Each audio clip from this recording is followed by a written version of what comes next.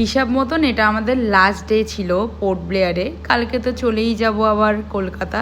তো আমরা এসেছিলাম আজকে জারওয়া ট্রাইব দেখতে, তাই বর্ডারে দাঁড়িয়েছিলাম। সব গাড়ি একটা টাইমে এসকর্ট করে নিয়ে যাবে।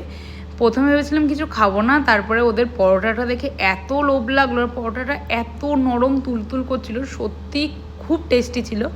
তারপর আমরা প্রায় 1 ঘন্টার বেশি রাস্তা ক্রস করার পর স্পিড বোট করে আমরা যাচ্ছিলাম ম্যানগ্রোভ ফরেস্টের দিকে, কারণ ম্যানগ্রোভ ফরেস্ট হয়ে তারপরে আমরা যাব লাইমস্টোন কেভে।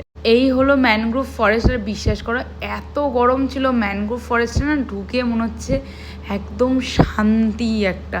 তো এখানে আমরা স্পিড বোট করে নেমে এখান থেকে প্রায় 1 কিলোমিটার কি তার কম হেঁটে তারপরে লাইমস্টোন কেভে যাওয়া। যা শুনলাম গাইডদের থেকে মোটামুটি মানে আর 10 বছর বা এরকম তারও কম পরে লাইমস্টোন কেভ প্রায় বন্ধই হয়ে যাবে, কারণ আস্তে আস্তে কেভটা ঠিক এগিয়ে আসছে, মোটামুটি বন্ধই হয়ে যাচ্ছে। তো এটাই ছিল আমাদের লাস্ট দিন আর লাস্ট ঘোরার জায়গা।